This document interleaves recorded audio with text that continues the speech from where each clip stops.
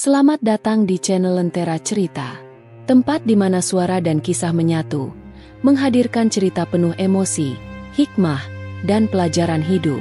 Di sini, kami menyajikan kisah-kisah menyentuh hati, baik yang terinspirasi dari peristiwa nyata maupun fiksi penuh makna, dikemas secara naratif dan mendalam untuk menemani setiap waktu luang Anda.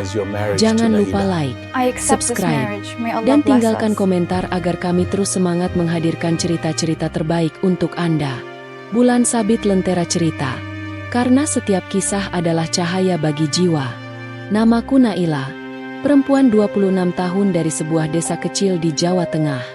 6 bulan terakhir aku bekerja sebagai pekerja migran di kota Dammam, Arab Saudi. Setiap hari aku bangun sebelum subuh, menyiapkan sarapan, membersihkan rumah, dan memastikan semuanya tertata rapi. Bukan pekerjaan ringan, tapi aku menjalaninya dengan tekun karena aku datang dengan satu tujuan, membantu keluarga, melunasi utang orang tuaku, dan menyekolahkan adik-adikku. Itu saja yang kupikirkan sejak pertama kali menginjak tanah Arab. Majikanku, Tuan Idris Al-Mansur, adalah pria Arab berusia sekitar 42 tahun. Ia pemilik beberapa restoran dan properti, namun sikapnya jauh dari gambaran orang kaya yang arogan. Selama bekerja di rumahnya, ia selalu memperlakukanku dengan sopan, tidak pernah mengangkat suara, tidak pernah menyuruh dengan kasar. Ia memang pendiam, tapi tidak pernah membuatku merasa takut. Dalam hati, aku bersyukur mendapat majikan seperti itu. Naila, Karena itu, ketika suatu malam ia memanggilku ke ruang kerjanya, aku tidak mengira apapun yang aneh. Naila, duduklah sebentar, katanya dengan bahasa Indonesia yang fasih, membuatku sedikit terkejut meski aku sudah tahu ia pernah tinggal di Jakarta beberapa tahun. Ruang kerjanya sepi, hanya ditemani lampu meja yang redup. Aku duduk dengan tangan yang tiba-tiba dingin. Tatapannya tajam, namun tidak mengintimidasi. Lebih seperti seseorang yang sedang menimbang sesuatu sangat penting. Ada yang ingin kubicarakan, ucapnya pelan. Ini permintaan, bukan sebagai majikan, tetapi sebagai seorang laki-laki. Jantungku berdetak lebih cepat. Ada apa, Tuan? Tanyaku gugup. Ia menarik napas panjang, lalu berkata tanpa berbelit-belit, aku ingin menikah siri denganmu. Kontrak 1 tahun. Setiap bulan kau akan mendapat 100 juta rupiah. Jika kau tidak setuju, aku tidak akan memaksamu. Dunia seperti berhenti berputar. Pernikahan kontrak, 100 juta per bulan? Itu jumlah yang tidak pernah berani kubayangkan seumur hidupku. Tubuhku gemetar, bukan karena takut padanya, tetapi karena tawaran itu benar-benar di luar nalar. Antara mimpi indah dan mimpi buruk.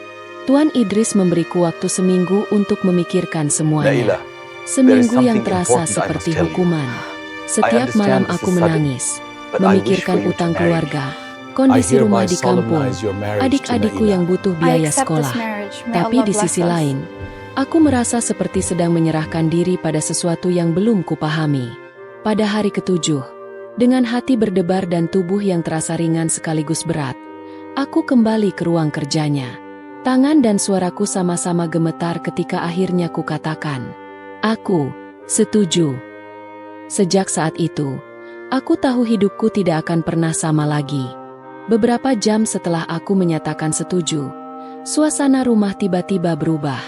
Tidak ada keramaian, tidak ada persiapan besar. Hanya beberapa percakapan pelan antara Tuan Idris dan seorang pria yang datang beberapa jam kemudian. Seorang ustaz berjubah putih yang membawa kitab kecil di tangannya. Semuanya terasa begitu cepat. Seolah aku sedang berjalan dalam mimpi yang belum jelas bentuknya.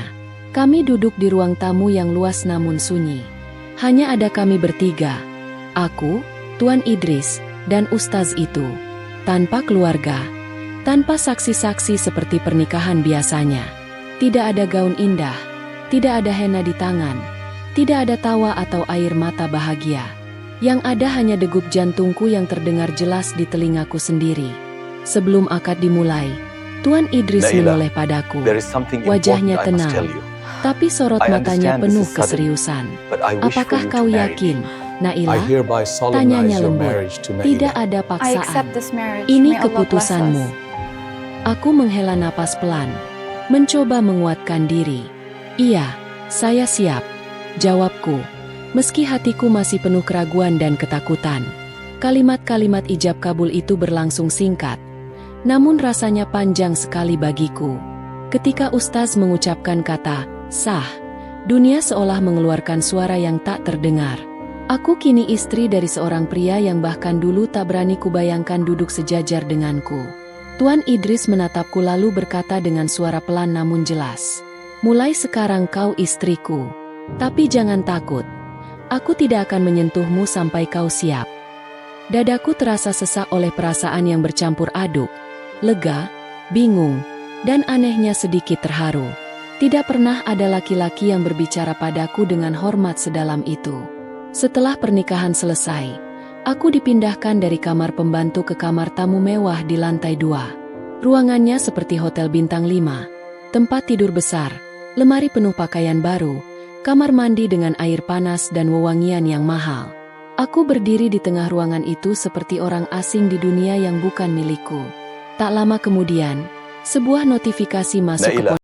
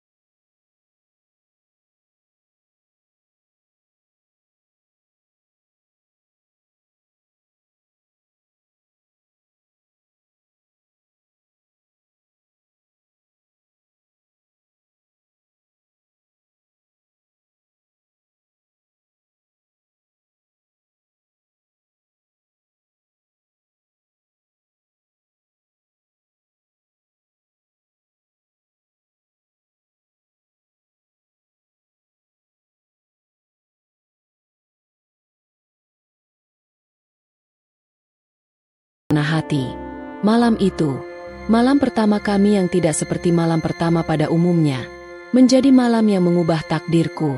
Malam yang mengajarkanku